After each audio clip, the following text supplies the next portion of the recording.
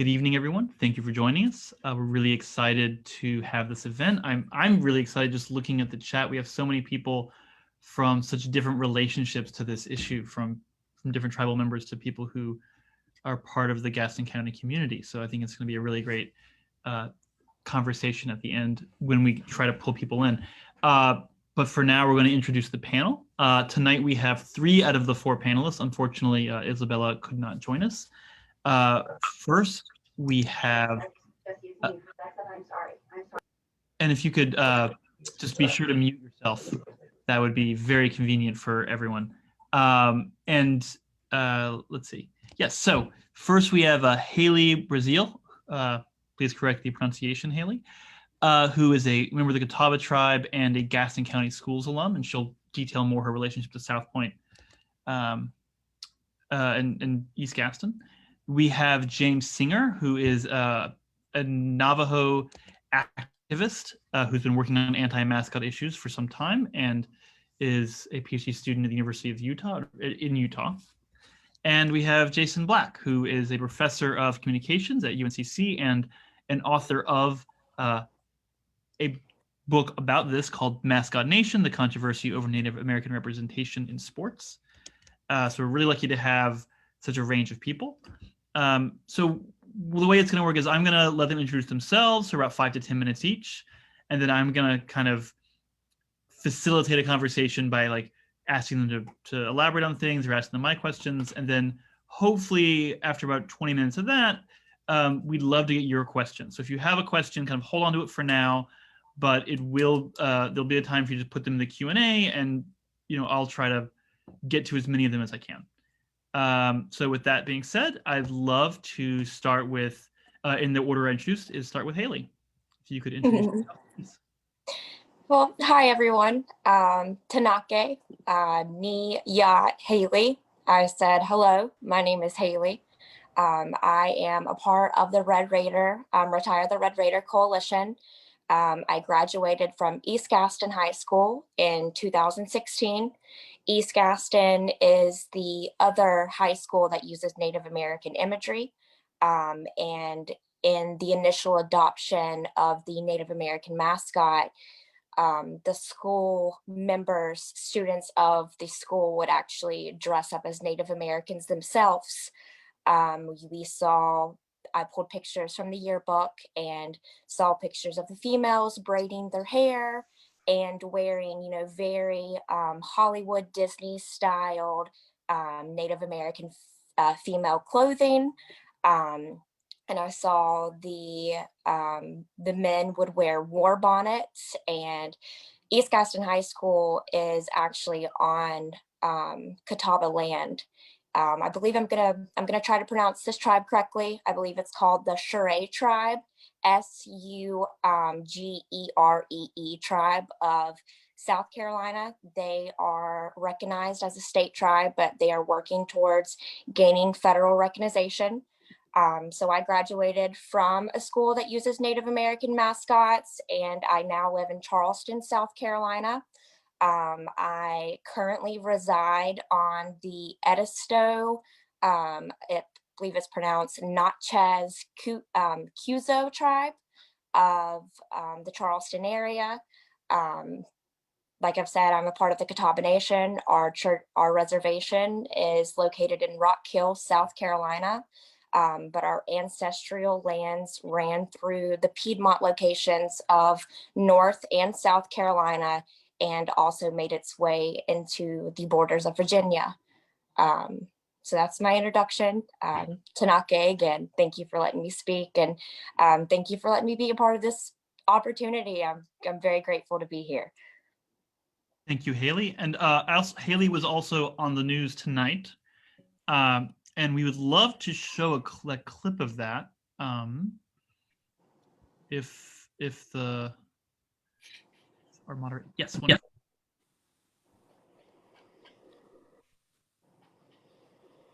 Now on Channel 9, a controversial image that some people say has been around too long. A high school mascot. You saw that red in color with feathers in the back. Decades ago, South Point High School in Belmont adopted the logo and the name Red Raiders.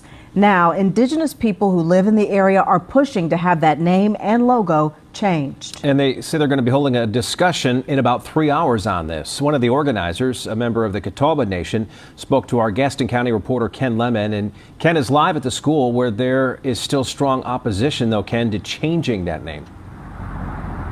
Yeah, and I want to show you this, Scott, so that you know when you come on campus, one of the first things you're going to see is this right back here. And as I focus in, you see that. That is the image that is at the heart of the concern here. There are multiple petitions, competing petitions, some to have this replaced, some to keep it in place here. I spoke to one Indigenous woman who was born here in Gaston County, and she told me this has to go.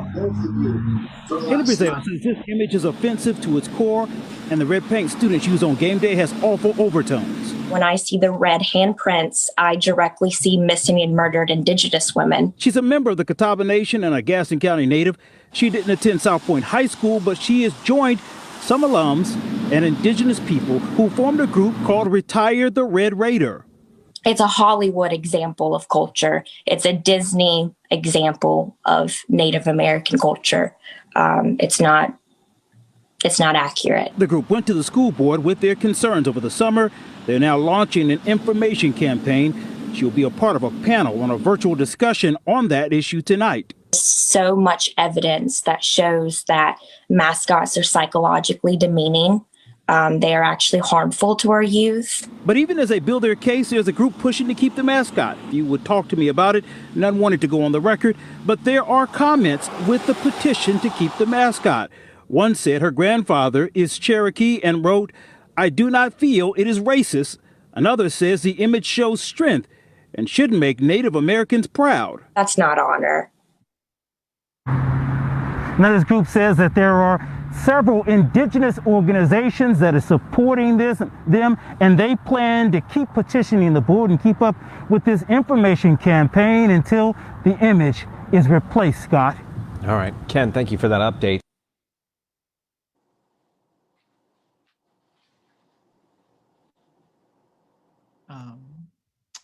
Thank you. That was a great clip. I just want to clarify that there are several Indigenous organizations supporting this specific effort of Retire the Red Raider. There are hundreds, if not thousands, supporting this general cause nationally. So now, James Singer, if you could introduce yourself and kind of talk about what you see as the biggest thing that you have to talk about in this issue. Sure, yeah. Well, het dene bilagana nishlit kia ani bashichin be bishahi dashe do ashihe dashanale akot ego deneshlich ayehe. My name is James Singer, and I'm an assistant professor at Salt Lake Community College. I was kind of showing you my clan affiliation within the Dene tribe or Navajo tribe, the Navajo Nation. I'm also the co-founder of the Utah League of Native American Voters. And so I've been working on these kind of mascot issues for some time, but especially here in Utah, retiring an actual mascot at one of the high schools here. They were the Bountiful Braves, and it was great. It was a wonderful community effort that took some time to do, but we had a lot of good attention on it, and a great team that was working with lots of different stakeholders. We also tried to push through a resolution in our legislature.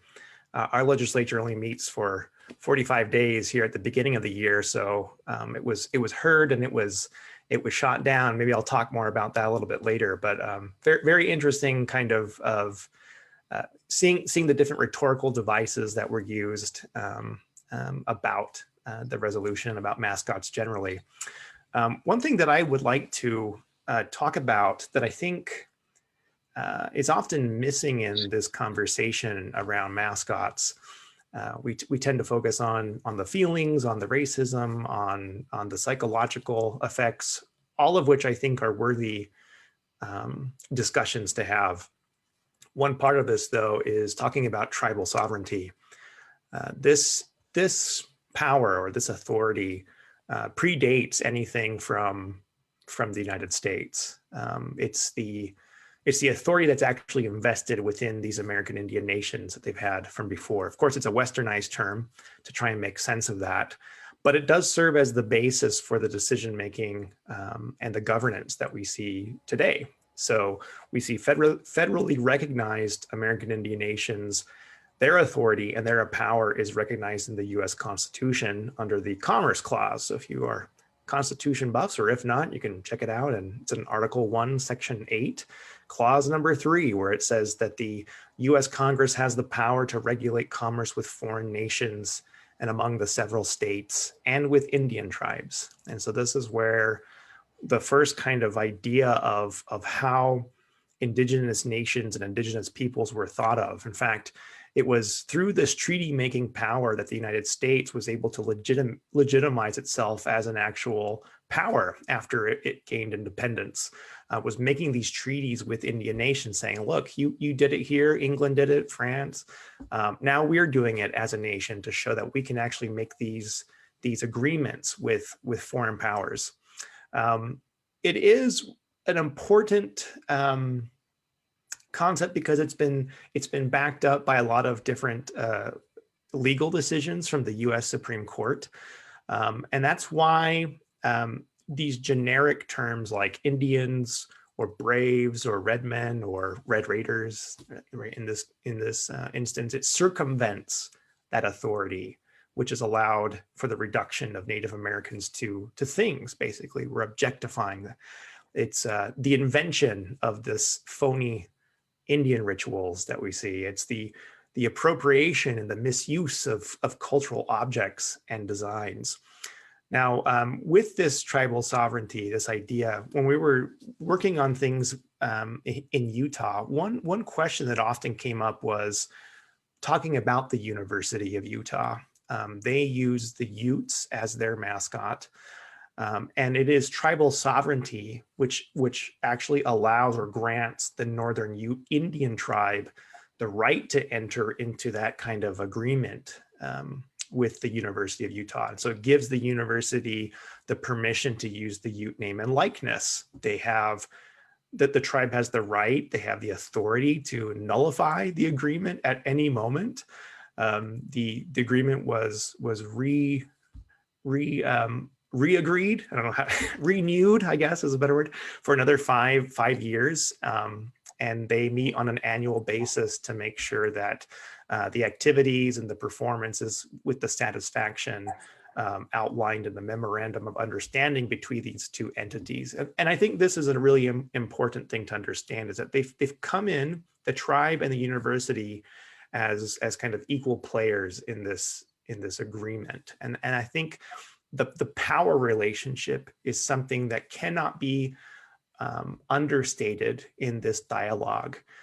With the University of Utah, that open dialogue that exists between them, the combined attentiveness that the university tries to observe, and they are very much aware of the tribe's authority to regulate their own society and culture. And so supposedly this is one way in which the university honors the Ute Nation. But despite that, there are lots of disagreements about the use of the Ute name and likeness at the University of Utah among the Ute people themselves, and definitely among us who don't identify as Ute tribal members. It's something that I personally disapprove of, but I also acknowledge that the tribe has the authority and power to make that agreement. One thing that I think is interesting to see a relationship or a relation to when it comes to tribal sovereignty is looking at the Indian Arts and Crafts Act of 1990. We see that in 1990, Congress passed this act, which the Indian Arts and Crafts Act, to ensure that the products that were produced by Native Americans could be authenticated. It imposed penalties on people who tried to pass off forgeries or saying they were made by natives and they weren't. They could be fined, they could be put into prison if any of these individuals or businesses offered any of those arts and crafts, or in any way falsely suggested that they were produced by Indians, whether it be a specific tribe, whether it be an individual Indian, or just the general idea of Indianness. And so this covers all Indian and Indian style traditional and contemporary arts and crafts that are produced after 1935. In other words, the dishonest representation of Indian arts and crafts is illegal. So when a non-tribal entity or an institution like a school takes on the name and cultural artifacts or the affectations of the broader Native American category, no one tribe actually has that direct authority to regulate it. And so this term was created and determined by European colonists in the Americas and by their respective governments about Indians or Native Americans. So much like in the case of the Indian Arts and Crafts Acts of 1990, a broader non-tribal government under the Commerce Clause of the Constitution is probably the correct body who regulates the trade with Indian tribes. And it's from that constitutional power that prevents this false advertising of phony objects to consumers and also protects a kind of trademark or brand. Now, with respect to public schools and their representation of Native American people, of Native American cultures and traditions and beliefs, we also see counterfeits of the real thing. And inside these schools, this is one thing that often comes up too. Is this is a way in which we can actually see Native Americans up front, because we don't see them in mainstream society. And this is something very simple. We see that in schools where there actually are Indian mascots, these students and the alumni, they report little to no emphasis on learning the accurate portrayals of Native Americans, the histories of Native Americans, and especially in the localized area, and very little about the cultures. And so when we compare that to the curriculum that was actually produced by Native Americans, Native American educators, we see that mascots are a very ineffective tool for learning about Native Americans. And actually, they probably further embed these prejudices and stereotypes about natives. So without the cultural literacy, the end result can actually be the whitewashing of these Native American legacies. So these inaccurate portrayals, they lead to some very specific kinds of repercussions.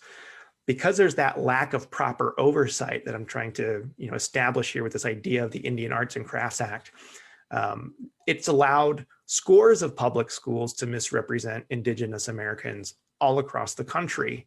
So in place of accurate portrayal, we see these counterfeits that have been psychologically harmful to Native American students. They've perpetuated these stereotypes among their non-Indigenous peers as well. And so kind of what, I'm going to mess up the name here, our student that was just here. I'm going to look up the name. Hayley. Sorry, Hayley. I found it. Right. We see that students have mimicked the sham Indian rituals and behaviors that are portrayed in pop culture by dressing in Indian costumes or painting their faces like red face. They sing these Hollywood-inspired chants. They're misusing sacred cultural objects like the headdresses, like you mentioned. And in other ways, they caricature our different cultures. And so I wouldn't say that honor and respect are words that accurately describe the culture of Indian mascots. Sometimes there's a sort of depiction of honor and even stoicism, like when a student comes out in red face and they're imitating some kind of ancient mystical ritual, but it's just an act. It's all part of this pageantry, which I think is why some people find this to be racist, is because it's taking these very sometimes sacred traditions or sacred objects and turning them into something that's fun. And that's not what we do with things that are sacred. We hold respect and honor towards them. So those supposed traits of things like stoicism and bravery that are associated with these mascots, they mask the actual violence for why these traits were necessary. We, as a native peoples, were literally fighting for our lives. We were fighting for our homelands. And so the settlers and the military alike, they killed indiscriminately, men, women, and children. They killed to extinguish. And this is a major part of this specific kind of colonialism, settler colonialism, which seeks to erase or decimate in order to replace. And they do this so that they can, so that no one can actually have claim to the land. And so it leaves that open for the availability of settler colonizers. They kill to oppress, they kill to subject, and like I just said, they kill to replace. And so there really is no good reason to romanticize this violent extermination. And by only focusing on the lighter aspects of those characteristics, it trivializes the violence and it softens the blow of those historical facts. And that too is a dishonest representation. In closing, one thing I would like to mention is that my own father attended a boarding school, was forced to attend a boarding school in Tuba City, Arizona, in which he was taken away from his family. And it was a terrible experience for him. He calls his 3 years there comparable to federal prison. It was there where they couldn't speak their language. They couldn't speak Navajo without being punished. And what it was is the dorm mothers and the dorm fathers would force the other children to mete out the punishment to each other. And if they didn't comply, then they would also receive that. And so while he was there, he experienced that physical and mental and sexual abuse. And I think that's important in this context because of that unequal power relationship. So it's not like what I mentioned with the University of Utah and understanding tribal sovereignty. That has no place here with these high schools. It is white Americans that have established these mascots at the school with a student body that's primarily made up of white Americans. They also make up the vast majority of the faculty and the staff and administration, and the decision-making power to retire or persist in using these mascots also rests primarily with white Americans. Again, that does not exist even at the University of Utah. And so this one-sidedness undermines the proper authority that's vested in a tribe's sovereignty. So just finishing up here, reviewing the historical context helps us to understand why people are bringing this up now. And this was a major question that had come up among legislators and other folks in communities. We see that these mascots were established during a time when racial segregation was legal. Here in Utah, we actually had a boarding school that was established in 1950, and it wasn't a racially integrated school. Most of those students, like my father, were taken, separated from their families, not willingly in most cases. Even though the school here in Utah had a better track record than others, we see that for decades, Native American children were routinely forced into these boarding schools where they experienced humiliation, abuse, and cultural assimilation. In these schools, there was a concerted and systematic effort to eradicate Indigenous identity and philosophy and the languages and the beliefs and the traditions and the religion and the attachments. It was replaced with these so-called more civilized cultures of the West. And these boarding school experiences have inflicted a trauma that's reverberated now over generations. And I think there's a certain irony to that situation, is that public schools, primarily consisting of non-Indians, taking on the moniker of Indians, adopting an Indian mascot, and creating rituals and practicing behaviors of Indians that are based on what I call the Hollywood tribe, while actual Native American students were forbidden to be Indian and were punished if they tried. And so the dynamics of society at that time also meant that it was impossible for natives to bring it up, because the consequences would be so much different than what we would expect from today. During that time, the fact that white Americans could fully exercise their right to free speech would have been completely normal. But that freedom of expression wasn't normal for all Americans, especially natives. They weren't seen as equal to white Americans. They didn't enjoy the same level of freedoms, including speech, that white Americans did. And so there could have been some pretty awful repercussions, even violent repercussions, if Native Americans challenged this racial hierarchy and the workings of it in the United States. And so then we started to see some of these changes in the 1960s, where we want to see these retired, and it starts to spread. So we're seeing many of these mascots being retired now. The fact that some of us are just barely hearing about it is less an issue about the people bringing it up and more about why it's taken so long to finally hear about this. So those are some of my initial thoughts on this, and just turn the time back over to you. Thank you. And just to finish up, Professor Jason Black, if you'd introduce yourself. Sure. Hi, everyone. Hope you're doing well.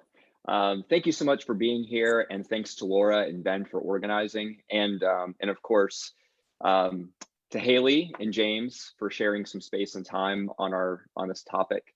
I've been on a panel with James a few times, and James is incredibly brilliant and very difficult to follow in these conversations, but I'm going to do my best. And in fact, a lot of what I'll say will sort of overlap and extend what James brought up so eloquently. But first and foremost, I'm a professor at UNC Charlotte in communication studies, and I've been writing about the mascot controversy, the mascot issue, for about 20 years or so. And I got into writing about mascots as an undergrad at Florida State University back in the early 90s, at the height of Bobby Bowden's football prowess and the empire there, the football empire in Tallahassee, Florida. And I was covering a number of protests as a student journalist, and realized that I started to put the steno pad and the old Marantz recorder with microphone down and join the protests. And so I was basically let go of my beat at the newspaper. And I said, well, screw that. I'm just going to go ahead and just continue to engage in some activism here. And so, working through quite a bit of white reflexivity, I got engaged in the issue itself in Tallahassee, and then continued to write about it as a graduate student, and then on as a faculty member as well. So my story is sort of one of a settler experience. I think Laura has talked about this in the past as well, is sort of looking back at one's participation or moment in time at a space like a public institution with an indigenous mascot, and going, how did I not see some things? And what can I do now moving forward and moving ahead? So I've spent probably the past 18 or 20 years, it's almost hard to say it's been 20 years, but it has been 2 decades, trying to convince readers, academic mostly, but also public and sort of public intellectual and kind of pop public audiences, that mascotting is an extension and a replacement of coloniality that James brought up here. And so I wanted to talk about 2 things quickly. I know we're probably running on time here. The first is, I think it's important to think about the contextualization of mascotting practices aligned with what James brought up as the history of sovereignty and the history, of course, of racism and segregation that rose at the same time as mascot culture. And then also quickly, I want to attend to this idea of settler accompliceship and maybe unsettling the narratives that those of us who are not indigenous have bit into and have swallowed hook, line, and sinker, and oftentimes attempt to cast back out for others. So if I can hit those 2 issues quickly, I'll do that. And that's not to say that other parts of this controversy, other parts of this debate are unimportant. Obviously, the public health angle is incredibly important, but I think it's one that we probably have talked about quite a bit. The polemics of honoring and dishonoring are ones that we hear quite a bit. But I wanted to touch quickly on that context of mascotting as a practice, as a colonial logic, and then maybe talking about unsettling for those who are settlers, non-Indigenous folks for sure. So again, this notion of mascotting has a long history. Oftentimes when I talk to people in general, but particularly those who are resistive to a mascot change, and mascots are names, logos, and rituals, by the way, so we can oftentimes think of them in terms of the textual, the visual, and the performative. When I talk to people who are against changing the mascot, they think that this has just popped up because of political correctness in an Obama age, the 2013 Supreme Court case with the Washington NFL team, or maybe the summer of 2020 and the reckoning of race in America, again, hearkening back to the NFL's change and the Canadian Football League's change and the Cleveland MLB team's name change in the next 2 years and Chief Wahoo being retired. People think it's sort of a contemporary thing that's just popped up in the midst of political correctness, or politics run askew, or something askance, or something like that. But mascotting has been around probably since the moment when tea was dumped over the side of a boat in Boston Harbor, when American revolutionaries, before the founding of the nation even took place, dressed as natives in order to hide themselves, in order to play in the sort of savagery and violence and transgressiveness of what they saw attendant to indigeneity, in order to engage in the Tea Party. But more contemporarily, mascotting has really popped up as an extension of coloniality towards the end of the 19th century, beginning of the 20th century. When we think about the Indian Wars ending, when we think about Wounded Knee, when we think about reservation systems being firmly in place and land being allotted, and an overwhelming majority of Native folks being in controlled spaces. And at that point, there's a playfulness that comes about with mascotting. As James mentioned, practices such as spiritual practices that involve the eagle feather, which is so ubiquitous in American sports mascotting culture, or the use of the tomahawk, which I think is actually used around South Point here and there, right? So implements of war. These things were banned, they were made illegal. People were killed and eradicated through policy and through physical violence based on those practices, but suddenly it's playful. Suddenly, once there's safety, once the frontier is closed, as Frederick Jackson Turner said, in 1896, suddenly there's some playfulness here. And this is where coloniality moves from a possession and appropriation of land and labor and bodies, and moves particularly into symbol making and culture and heritage. Coloniality is the ideological structure that flows through settler cultures that allows for things like removal and allotment and warfare and termination and reorganization, all the way through policy. Okay. Mascotting is one extension of that coloniality. It doesn't replace US Indian policy. It doesn't replace the racism. It extends it like a Mobius strip. It feeds into it and feeds out of it. So this is where we see the Boy Scouts of America picking up full steam, where suddenly one kind of counterman to industrial society in America and the suburbanization of white folk in the United States, there's an outlet. There's this kind of physical bodily outlet. You can seek the golden arrow or whatever it is, right? And you can learn how to, use flint and create a teepee and run around and sing, stereotyped songs, right? And beat stereotyped tom-tom drums and pretend and play within Native cultures. We also get sports mascots popping up in Cleveland, for instance, in Boston, the Boston Braves, the Cleveland Indians, right on the heels of the Boston Braves. We see early sports culture the same way. This idea of, now that there is safety here, we can poke and we can play. We can have Buffalo Bill shows, right? Wild West shows. We can incorporate Native imagery into business logos. We can name military vehicles and automobiles, and we can engage in Hollywood depictions and movies and advertising. All these things become playful. The notion of playing Indian is really important here in the early days of mascotting culture in the United States, carrying all the way through to where we are today. All of this to say that mascotting is about possession, right? It's about settler possession of something that is indigenous. It's about commodification, right? It's about making money on top of that. It's about selling and pitching that imagery in false ways, as James mentioned, building off of that 1990 act, the Arts and Crafts, and then the Repatriation Act as well, okay? Sort of commodifying. And during this whole thing, as James mentioned, there's dehumanization that's taking place, because most polls pin about 70 to 73% of non-Indigenous people in America understand Indigenous history or know Indigenous culture, right? When there's that big of a void and a vacuum, something like mascotting fills that with dehumanized images. And then settler colonials play with that, and they paint their faces. They engage in red face. They take sacred eagle feathers and they put them on boxer shorts. They put them on t-shirts. Where I went to school in Tallahassee at Florida State, you've got 102,000 fans, most of them white, okay?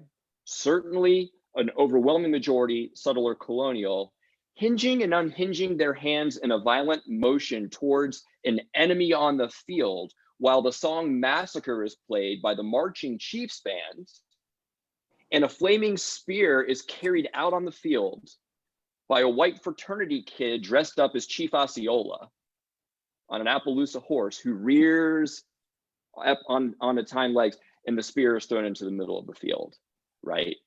All bellicose, aggressive, competitive, warlike imagery, right? So then there's the actual playing in and of itself. There's a lot more to say there. Let me move over to my second point, and that is that idea of unsettling that play.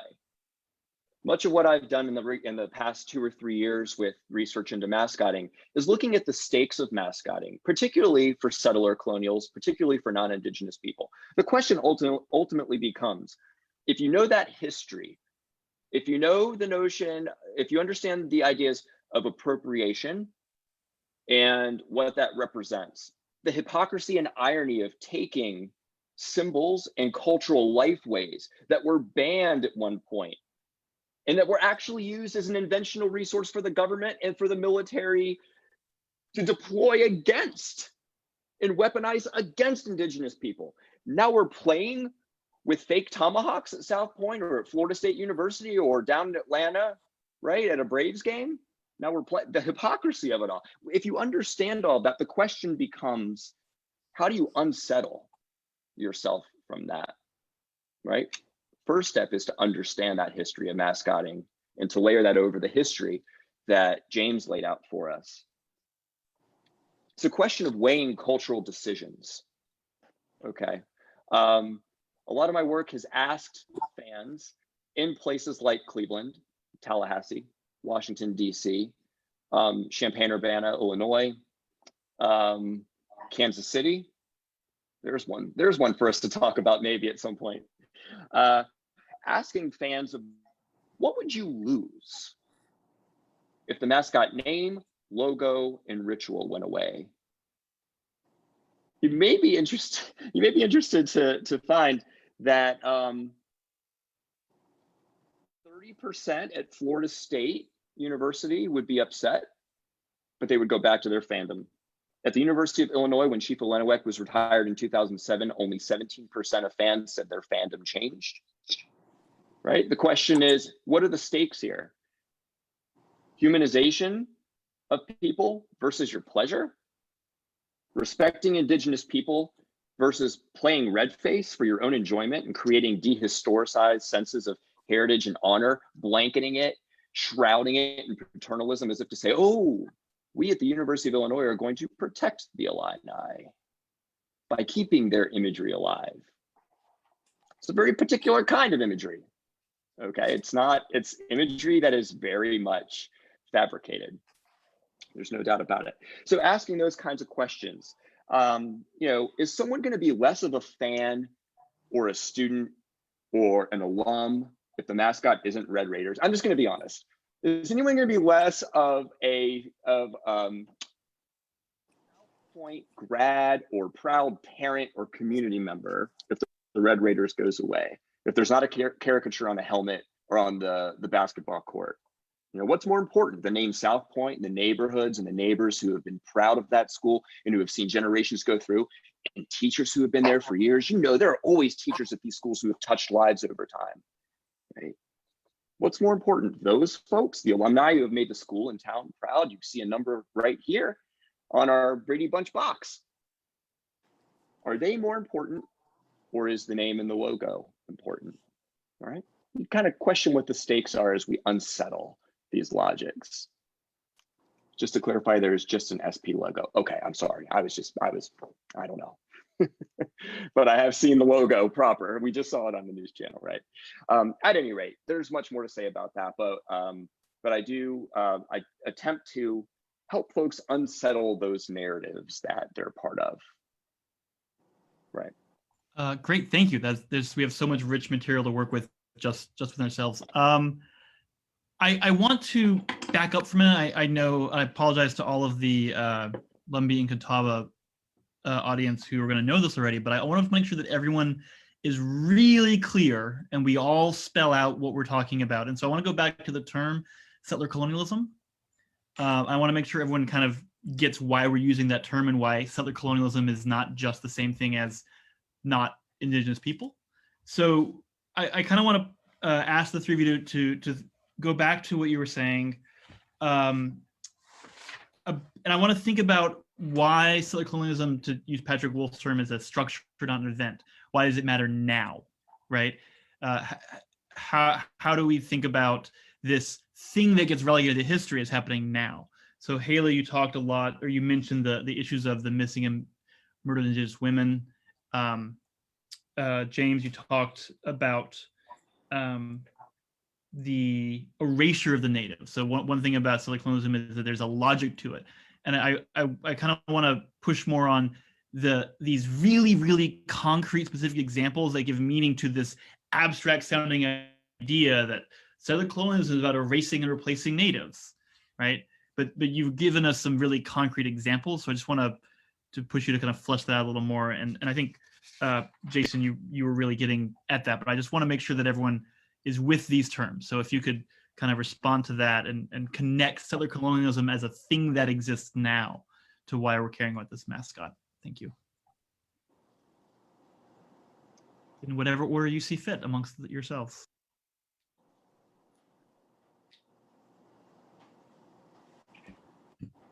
I will call on people if no one talks, but I was just trying to get my microphone working. You know, Jason, I think does a fantastic job talking about, you know, coloniality. And if you have the chance to read the book that he co-authored, it really helps to paint an accurate picture about what this looks like as a continuation from more of the material part of the stealing of land and the appropriation, right, of land, and then moving into the cultural aspect of it.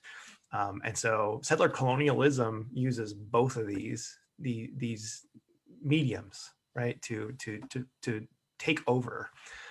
Settler colonialism is the idea of, like colonization, of moving from a different place, a homeland, and creating something new with the intent to stay. So in other places where colonialism happened, there was the extraction of resources and the exploitation of the peoples that were there. But eventually there was this decolonization that happened, and those settlers then moved away. It didn't happen everywhere. I mean, we still see vestiges of settler colonialism in places like South Africa, Australia, New Zealand, Canada, United States, throughout all of the Americas.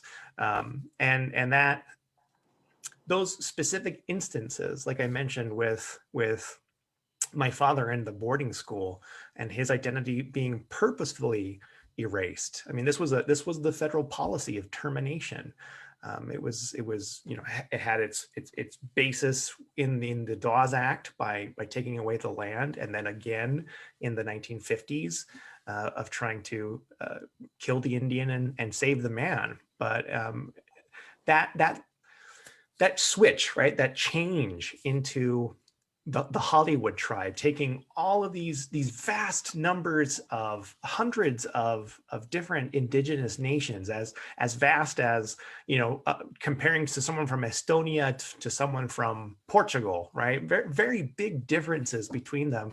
We saw that kind of diversity of culture and language here in the Americas, and then compressing that into one monolithic image that's usually masculine, that has these kind of masculine traits that we associate with it.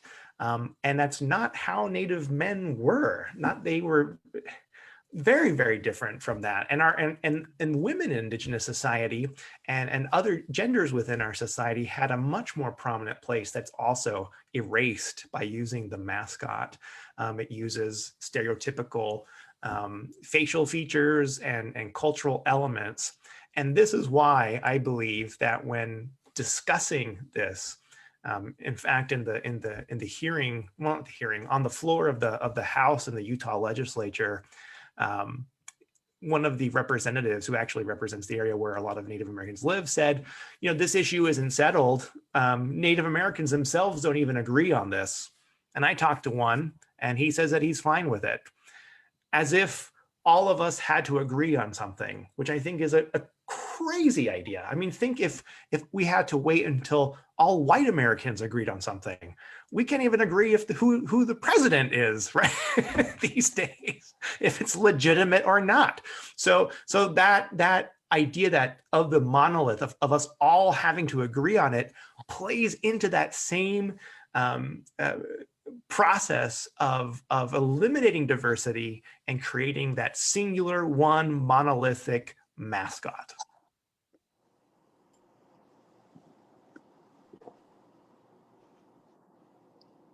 And to continue off of that, colonialism, settler colonialism, to me, to see it through my lens, is to know of all of, a lot of people think that settler colonialism was a practice that has already happened. They've already settled, the laws changed, and we've moved past it. And a lot of non-tribal peoples don't recognize all of these struggles we have with our health disparities, with our missing and murdered Indigenous women. Due to colonialism, we rely on pharmaceuticals versus traditional ancestral medicines. We go, to the hospital and take medications versus relying on our ancestral foods and ancestral wisdom. We see colonialism through oil fracking. Native American women are murdered and go missing at the highest rates of any other race. And it has, so much evidence has proven that this is directly linked to the oil fields. It's directly linked to man camps. And I know even with the pipeline that Native Americans were just recently fighting against, I believe the one that just got shut down was which one wasn't the Dakota Access. I can't think of the name of it right now. It's slipping off my mind. But the pipeline was being built from Canada down into America, and the white communities actually advocated together and had the pipeline rebuilt through Indigenous communities because they didn't want to see it. They didn't want to handle it. The pollution wasn't destroying their fertile lands. They aren't drinking polluted tap waters. Their communities don't have higher statistics of diabetes or cancer rates because of the pollution. And colonialism is an active practice. It's as long as minorities and the Indigenous communities and the Black communities don't have full control of who we are, full sovereignty rights. Native American peoples are still fighting to be federally recognized. That's colonialism. They're fighting for rights that have always been granted to them. So many people opposed of the LGBTQ community, that's colonialism. We always had autonomy rights. We always had the option to express ourselves sexually, to involve however we want to with the other race or the same sex. Our households were even, it's a very colonial concept, the fact that we only allow people to adopt children if they're married, and that marriage is with a husband and a wife, a woman and a male. That's colonialism, and it hurts everyone. Colonialism doesn't just hurt indigenous people or minorities. Colonialism is hurting non-tribal white people as well.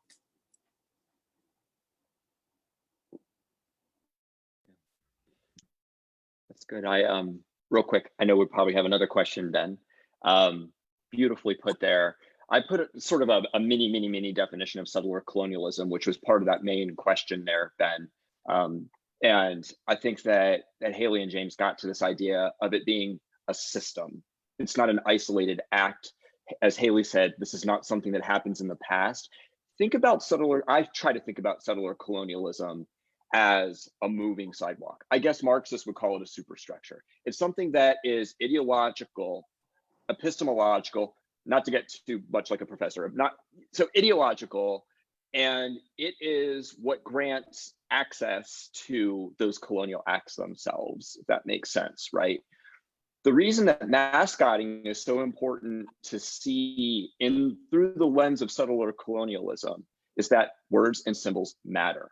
It's not just political correctness run amok. It's not just something that is just. It's not just sports. It's not just Hollywood. It's not just chewing tobacco or motorcycles or butter or margarine right? It's not just those things. Symbols, when we say symbols have meaning, it means it has material impact and material power as well. That is the hot breath of settler colonialist history blowing on us, is when we see these sort of symbolic moments that have material consequence, right? Again, 72% of Americans have like zero understanding of Native culture. So, okay, the garnet and gold glitz at Florida State University and Chief Osceola and the violence there at Doak Campbell Stadium, that stands in, right? And as a result, there's material violence, there's material deprivation that occurs because of that. Because guess what happens when there's a bill before a legislature, right? For indigenous sovereignty or for some sort of material, goal of some sort. It's like, well, we really don't see the humanization here, right? We see the play, we see the game. So there are material consequences. And again, settler colonialism is that superstructure, it's that ideological structure that basically sanctions that. It allows it to happen. It allows the brokerage, I like that word. It allows the brokerage of it to happen. Yeah.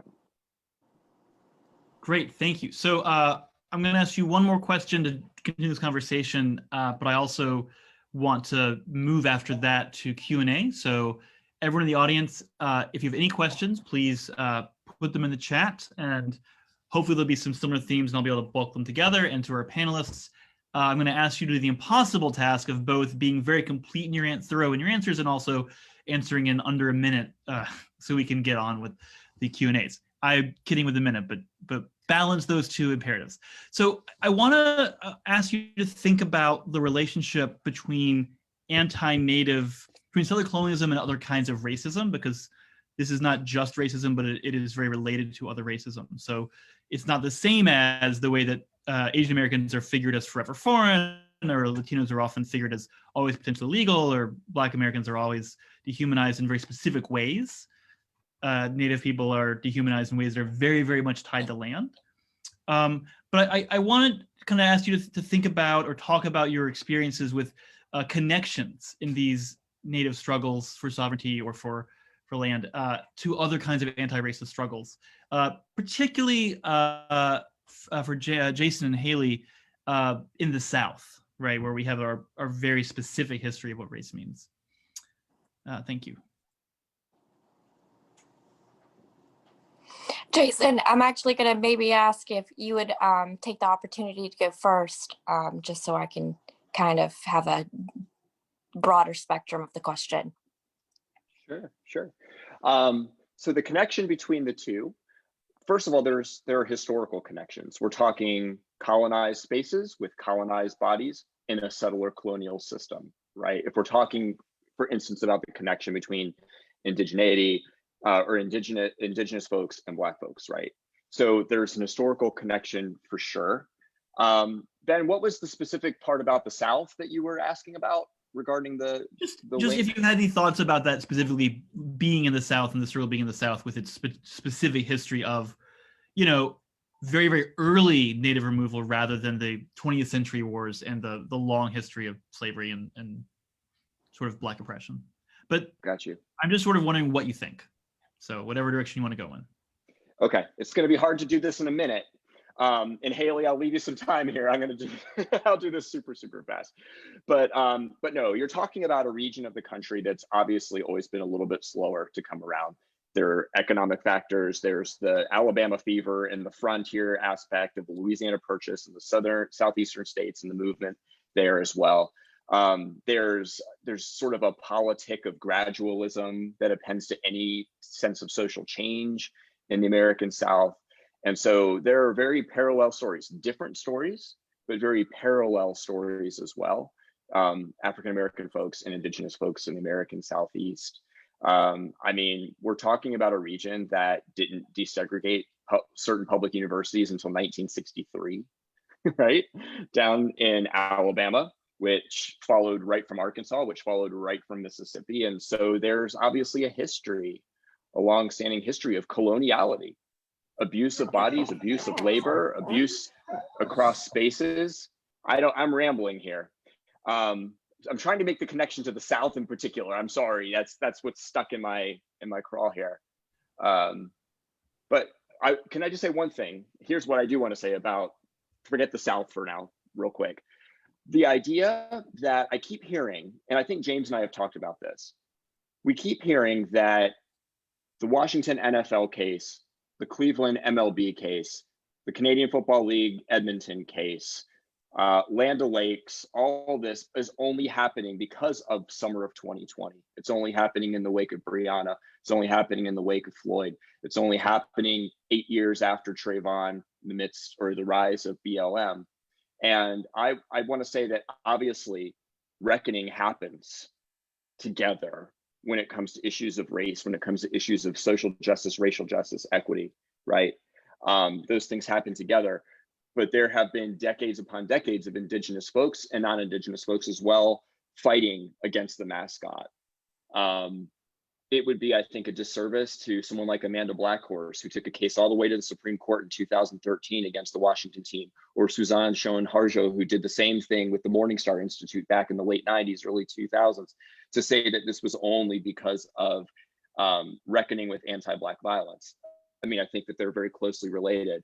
But I just wanted to step back and just say that. I don't know if I've ever said that publicly, and James and I have been on a ton of these panels, is to say that that though tied together, there's very particular decolonial actions and labors that have, and much of it invisible, that has happened in the indigenous communities, plural, around Turtle Island. I probably didn't say much there. Which, for those of you who don't know the term, Turtle Island is a native term to refer to what we would refer to as North America. Yeah, I probably should have said North America. I'm sorry. No, Turtle Island, that's where we are. James or Hayley? Yeah, sorry, excuse my voice. To kind of tie all of it into, you know, especially I am of the Catawba Nation. I am a Southern tribe, Southeastern tribe, and kind of a question maybe that I may be asking as well, is I wonder if the fact that, you know, since the Southeastern tribes did come into the first most earliest contact with the settlers, how much of their colonial practices actually bled into their communities. For example, in the Southeast, we have the 5 civilized tribes, and the 5 civilized tribes were actually themselves known for adapting the views of of the colonists and participating in the slave trade, and in owning slaves to work on in their fields, on their grounds. And I wonder if the fact that, since the Southeastern tribes, they were initially, first came in contact with the colonizers and may have adapted some of their principles out of necessity, out of, doing what they needed to do so they didn't get harmed or their communities didn't further get killed.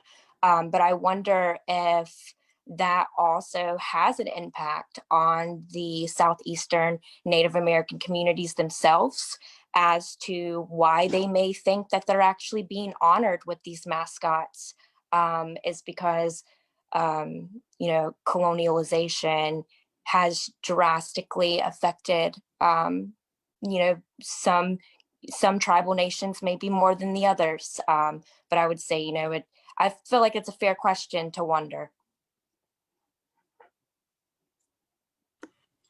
These are great responses. I feel like Jason did just now. Like, how do I follow these?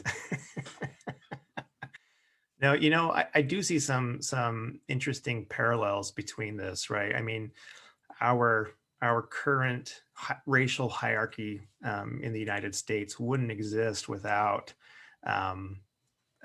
slavery and genocide, right? That is something it's both of those things stand as the foundation of the white supremacist society. And so therefore identity in both of these cases is really important. It's different though, right? We had with Black Americans, the one drop rule that expanded Blackness to a larger population.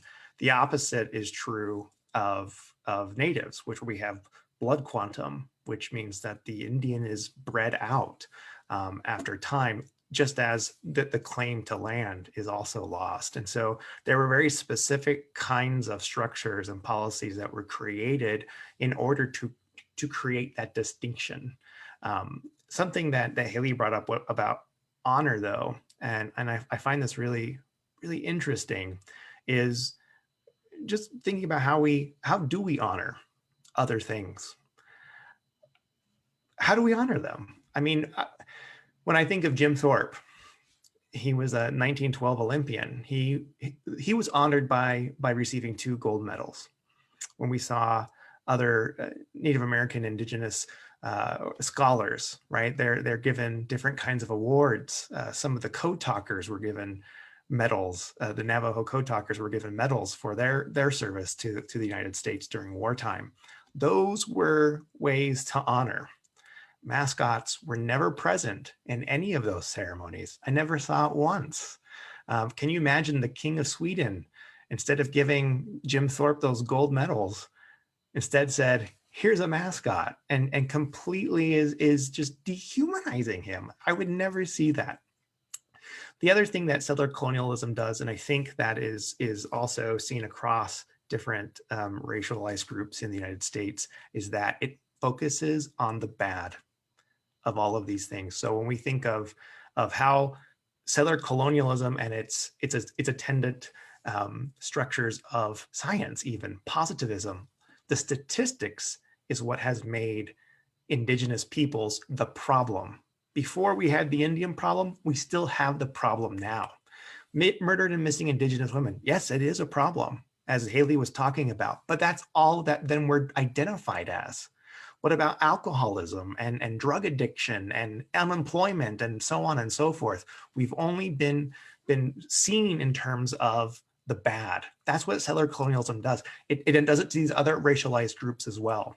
I know that for indigenous peoples that have lived on these lands for hundreds, if not thousands of years in a specific area, know exactly how to deal with some of these problems. That's the part that is erased. And that's what is the foundation about indigeneity in terms of the colonizer, is to have that erasure.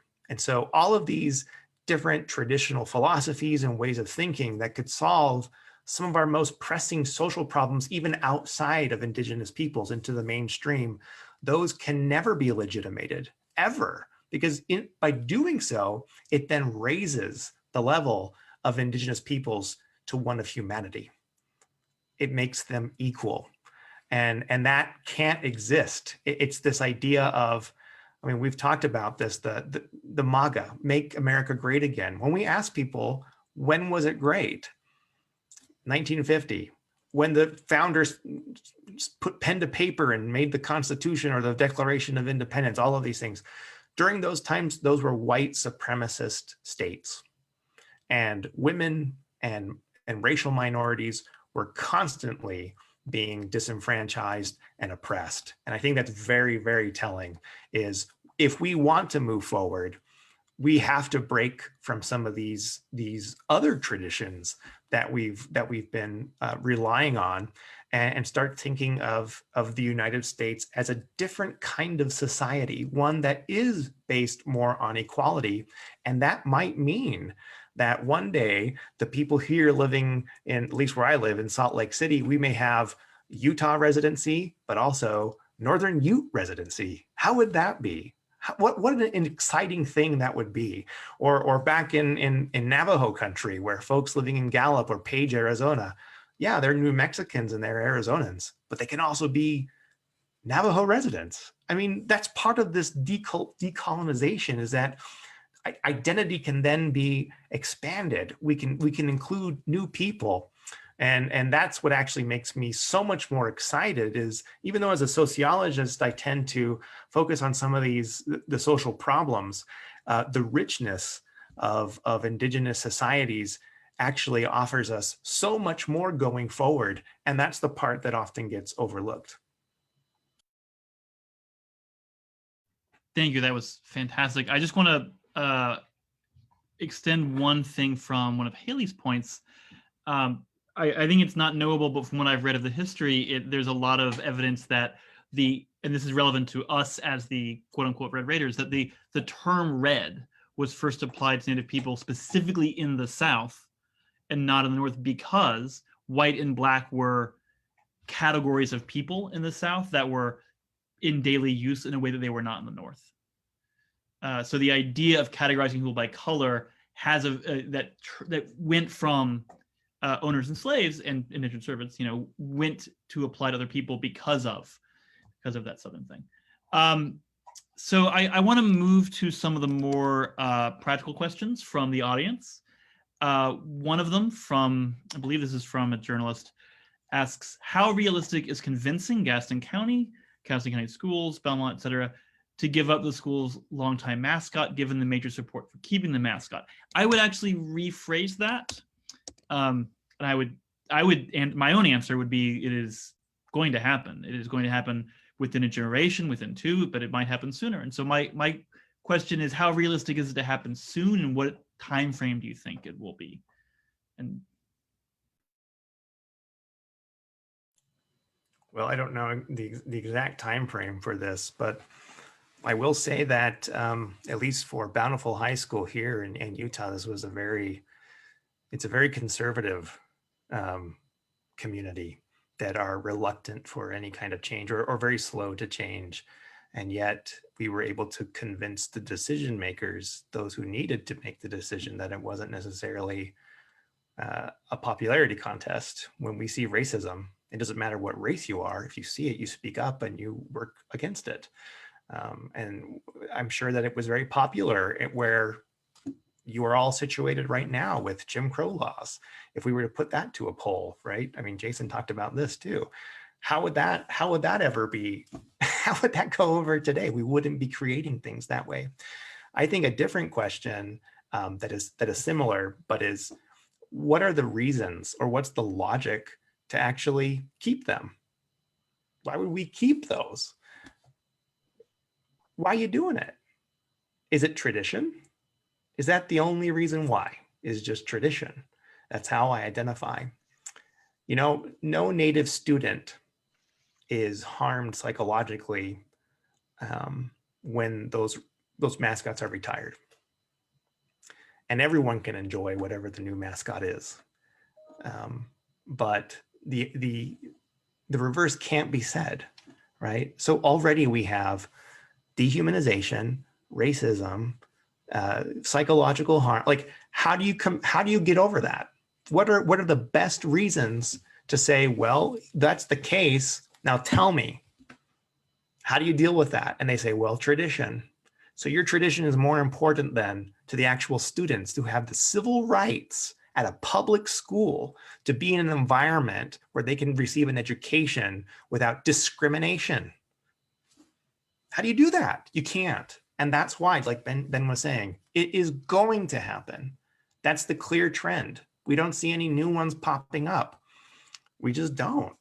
So I would like to ask those people who want to keep that is, what's your rationale? What's the logic for keeping them? Because if you can't excuse away racism and discrimination and everything that we've talked about, if you don't have a real logical reason behind that, then there is no reason to keep it.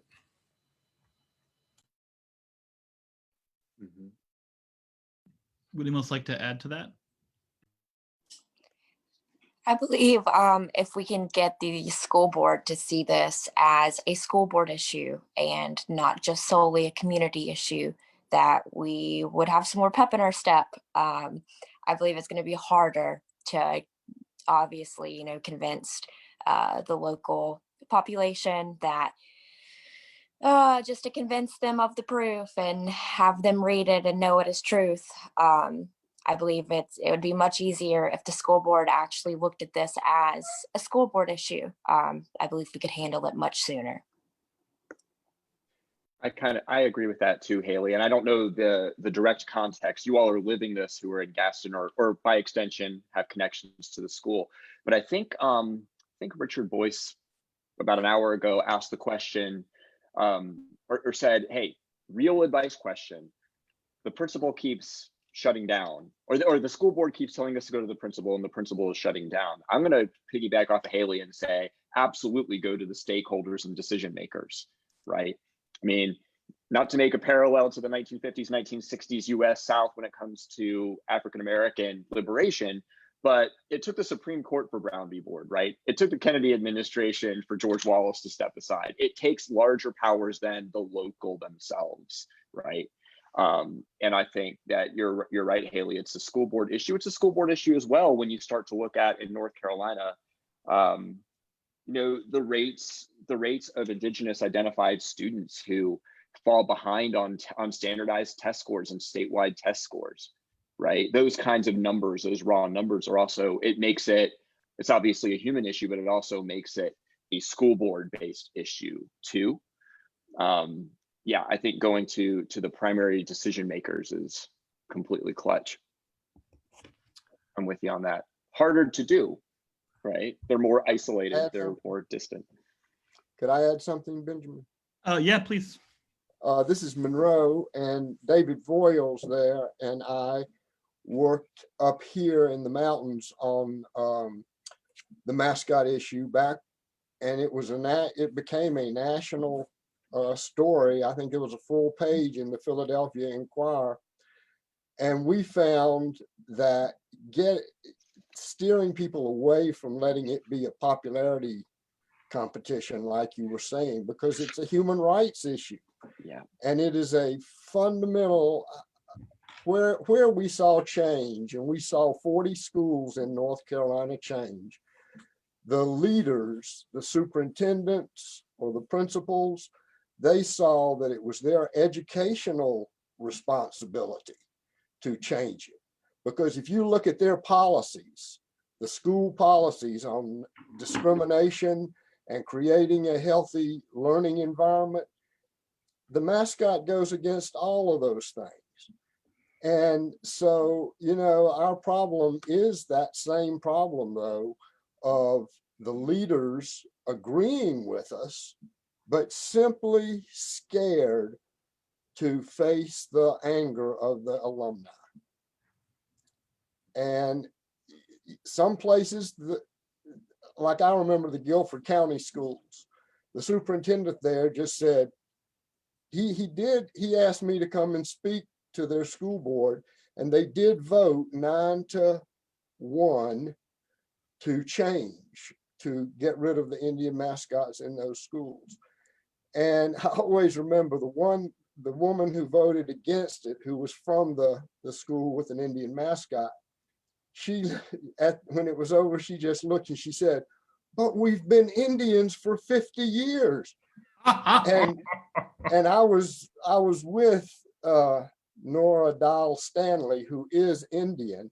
I wanted to say, well, she's been Indian a lot longer than that. But that, I don't know if anybody has an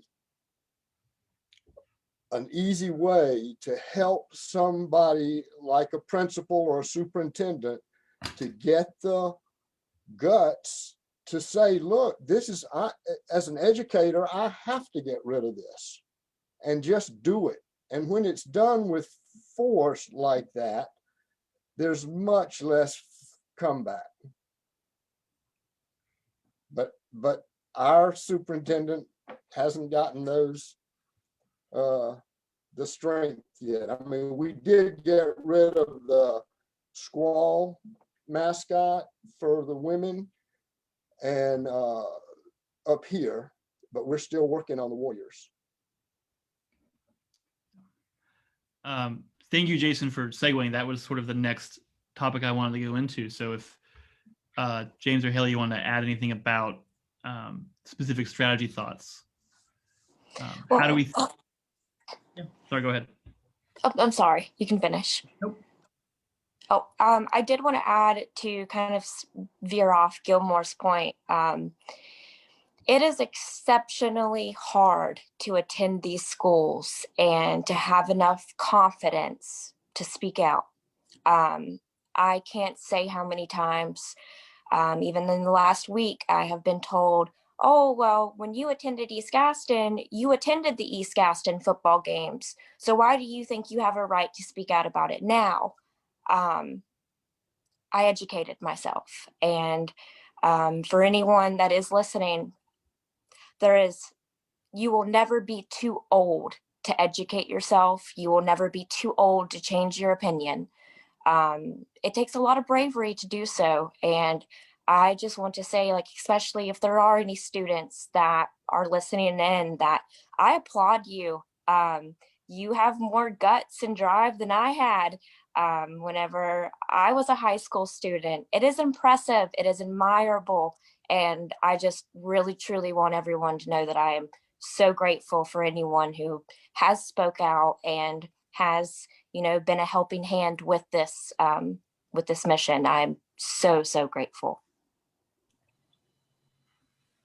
That's well said.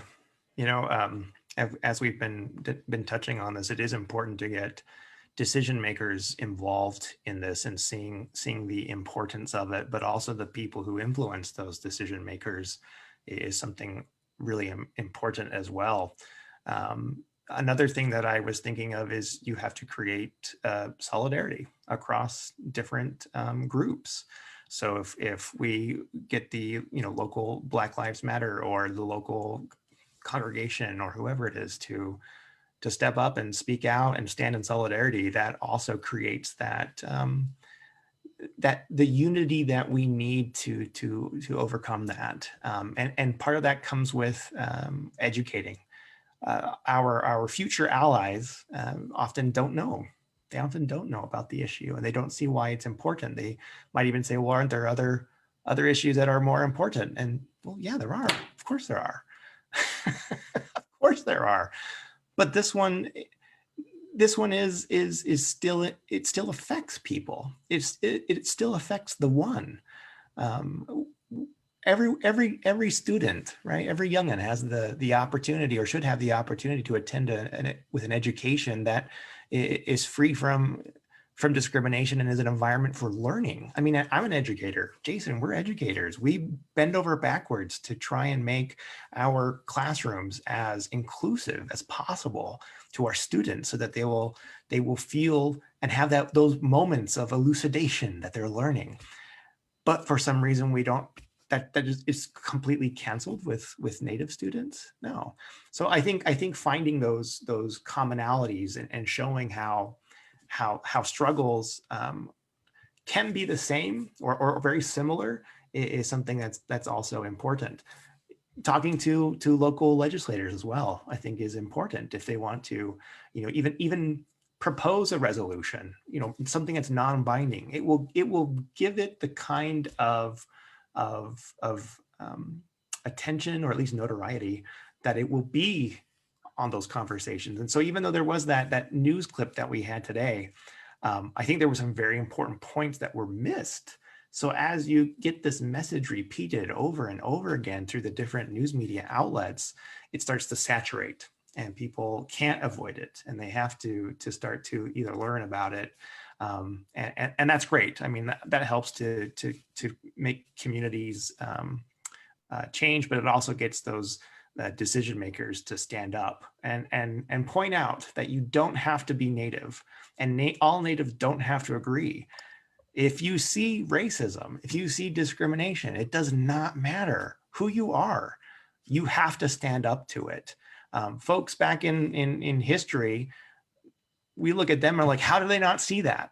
Well, I would never do that. Well, if you're doing it today, you're doing it. That's why racism is such a dynamic and structure, right? It morphs, it shifts with time. And so we have to constantly be on our toes to see what that looks like. So I think you're going to go forward with some fantastic ideas here. I am going to hear about the retirement of this mascot very soon. So keep the faith, move forward. So we're nearing time. I want to close it out in a minute. I just want to point out that Laura has been adding to the chat ways to get on our email list or connect with us through Facebook. And I know that James and Jason, you aren't local to this, or Jason, you're semi-local, right? But I want to close it out with another question from that was pre-submitted. What are some next steps? What are next steps that the coalition should take? What are next steps for non-Indigenous people who are here? Students who want to think about this as students, community members, alumni, right? So what are some next steps that are concrete that you could point to? I would suggest for anyone to start building relationships with your community, to start building relationships with people that don't look like you, that don't talk like you, that may not come from the same financial backgrounds as you. I'm not in college yet. I hope to be in college at the end of this year. And I've worked a lot of jobs just in my adulthood, and I have learned so much through just communicating, just talking. And I'm really big on, showing up and being genuine, not putting up a facade. And, we all struggle, we all go through hardships. And I believe that, the more open we are with one another, the more of the ability that we have to grow in closer relationships with people. So I definitely would say, especially for non-tribal peoples and for anyone, looking to build more of a relationship with Indigenous people.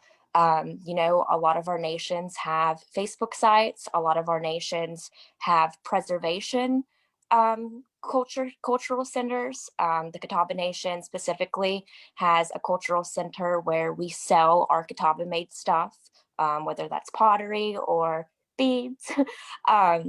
We sell all of our stuff on our Facebook, and I suggest anyone just get out into your community, learn more about people's struggles, learn more of their culture. Do more listening than talking is what I suggest to anyone. Is be open for listening. Don't always feel like you know enough to lead the room in a conversation. I believe that we gain a lot from just listening. I'll agree. I totally agree, Hayley. And for non-Indigenous folks, do the labor, have the difficult conversations. If the last 4 years taught some of us anything, it was that docility doesn't work. You have to put yourself on the line to have those conversations. The education doesn't always have to come from underrepresented and marginalized groups. The education can be done by white folks too. And in fact, that labor, that emotional labor, that interpersonal labor is really what's important. Especially if you talk to a lot of BLM activists, for instance, the exhaustion of having to teach yet again, and the fear and exhaustion of having to put oneself on the line to have the difficult conversations is where people could really use help. And so, and that's part of unsettling as well, is the interpersonal conversations with people that are awkward. Dad at the Thanksgiving table, do it. In the face of people being dehumanized, there's nothing more important than having those conversations. And any thoughts, Jason, on next steps for the campaign? I feel sort of bad because I'm not quite sure where you are, right? Like the actual concrete steps where you're at. But visibility right now in whatever way is probably the best, because as someone mentioned, I think James mentioned, there's a saturation effect with the media, and we have some media folks on here who wouldn't want to admit to that out loud, but yes, there's media saturation. There's so much theory on that. But staying visible in different ways, whether it's a forum, whether it's a gathering of students at the school board, whether it's getting tribal leaders together to put more letters or reports together, trying to get one of these administrators one-on-one for a meal and just have an interpersonal conversation with them. You know, keeping the issue visible is incredibly important right now. And also persistence and not letting the excuse of, oh, it's COVID, so we're having to juggle virtual learning and, you know, what school boards have been saying lately, right? No, hold them accountable to it, because we're all going through a COVID virtual learning and work moment, and we can still do multiple things at once, right? It's like that, to the answer to the question of, aren't there more important things? We're a pretty complex species. We can do multiple things at once. Don't tell me that you can't do Zoom support. You're doing so much Zoom support that you can't focus on humanity, humane issues and justice, just persistence. But I don't know the concrete steps where you're at, Ben, but happy to get involved. I'm only 30 mile, 40 mile, wherever I am up the road from y'all. Well, what I really wanted was to hear from your experience of being in other struggles. So, and we got that. So thank you. James, any closing thoughts? Yeah, I think, I don't know exactly where you're at, but something that has been successful for us was really establishing what our values were and communicating those values. So at least in Bountiful, we made it an issue about kindness and being good neighbors. That's something that a lot of people identify. And even if they didn't agree with some of the critiques about racism that I offered, they were able to connect with the idea of kindness, and that, that was our value. That's what worked for us. And so I think being able to use that. And the second part, and there's some really interesting research from George Lakoff, right, about messaging and activating different parts of the brain, but not using the other side's vocabulary to activate that cognitive framework, is to continue to use the values that you've identified and the language around that, and to constantly be reaffirming that, so that that becomes the new narrative. And that's why I think it's really important for at least what I was doing was focusing on what the good that Indigenous peoples bring to society, not just to their communities. And it helped to switch that mindset of other people to not see me as a one-dimensional problem, but as a man. I'm a man. I'm not a mascot. Wonderful. Thank you all so much. It's been such a great conversation, and we could have kept you all till 11, and sadly we cannot. And so everyone who attended, thank you for coming. And please get in touch if you have questions, you want to follow up. This has been on Facebook Live, and so I think you can find the recording. And Laura, do you have any closing thoughts? We would love for everybody to email the school board and to go to our website and sign up for our email list if you're not already on it. We have a lot of the things that were suggested in terms of mobilization are things that we are working on that are in progress. We have some things that are not quite ready to go public yet, but will hopefully be helping us to continue to saturate the media and so forth in coming weeks. So we'd really love to have your support and involvement. And it would be great if the school board could get, 10 to 20 emails at the end of this conversation saying, I just attended a really powerful conversation and this is a conversation that you need to join. So even if it's a short note, even if you are not from the area, that'd be great for you to do. And otherwise, yes, thank you so much for participating. Great. Thank you and have a great night, everyone.